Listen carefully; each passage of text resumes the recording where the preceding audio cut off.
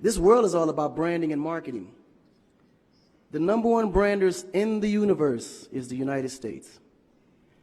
They made United States seem like it's the best place in the world to be. It's the land of the free, home of the brave. I go there to find and chase my dreams. We have to be able to tell our own stories.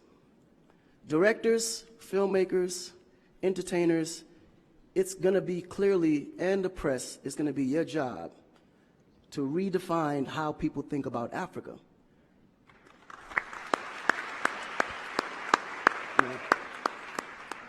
Because you're here, you see what's going on. You clearly can see in a vivid picture the good, the bad, and the ugly.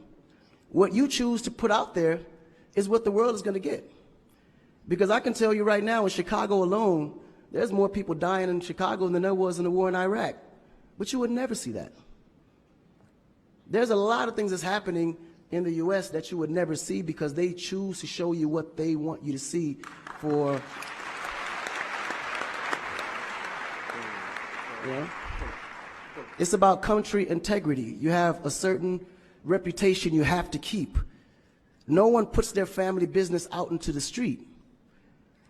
One of the problems we have in Africa is that when something happens, the press is quick to put out negative energy and quick to put out a negative story.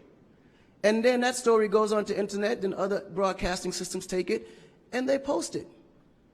So when you look at places like Kenya, for instance, that I know of, maybe 2 terrorist attacks? But it was everywhere.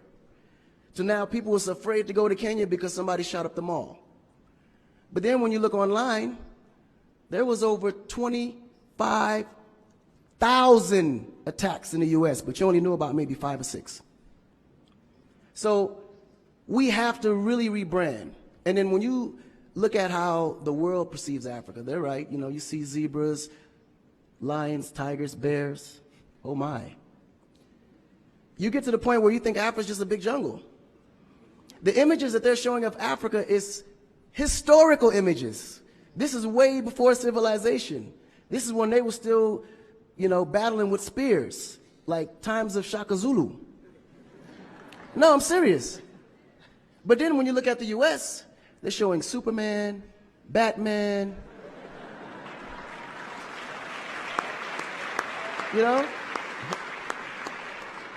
Where is our Superman?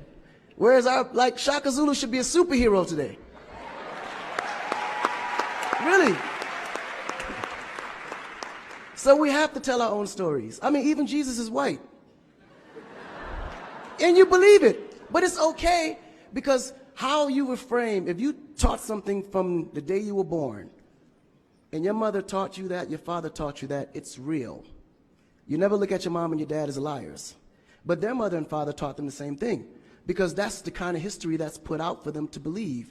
Our history books in the U.S. is all white American history, culture that's been borrowed from other nations.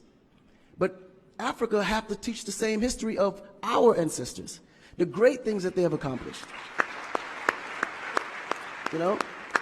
And it's going to be the jobs of directors like yourself, filmmakers like yourself, to narrate that story. How do we want to be perceived? How do we want that story to be narrated to the rest of the world? This younger generation, we kind of figured it out. Because now, when you look at hip-hop in America, every rapper is rich. Gold chains, Bentleys, nice girls by the pool with bathing suits in this big mansion. And then, when the video's over, they get on their phone and call an Uber. They don't even come in the Bentley that you just saw in the TV. But you go to Nigeria, we got Wizkid, Davido, P-Square, all these guys driving a Bentley, Mercedes. They actually own those cars. That's the difference. But if we don't translate that, they will never know. They think we're going to leave the shoot and go home on a horse or a zebra. Because that's what they know. This is why African Americans are so afraid of Africa. You mention Africa, they start shaking. There's so much fear. They don't know how to translate that. It was just recent that people are now saying, yeah, man, you know what? I rock with Africans, man. You know what I'm saying? I want to do some collaborations, man. Yo, man, I need an Afrobeat remix, you know what I'm saying? But before, they be like, man, I don't know that dude. I'm not putting him on my record.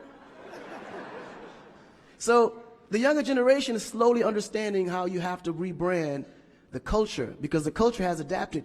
They've actually took everything that we've created and made it look better. They made a superstar look like a superstar. When I look on TV and I see our biggest entertainers, they don't look like stars. That's why you can't really respect the entertainer. If a politician saw a singer, he'd just be like, oh, he's just a local singer. But if he go to that local singer's performance, he may sell out the stadium because he has a huge influence, but the image is not there. So we have to take the image as a huge accountability for ourselves and realize that Africa really does have a reputation.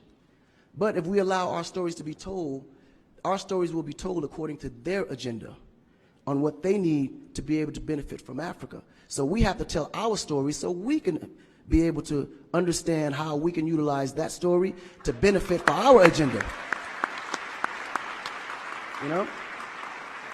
So in closing, this job is for the entertainers, the filmmakers, the reporters, and anyone that creates content. We have to rebrand. And we have to rebrand it in the way that we see it and tell the story to where they can understand it, feel comfortable, and want to come here and invest. Right? To add to what Akon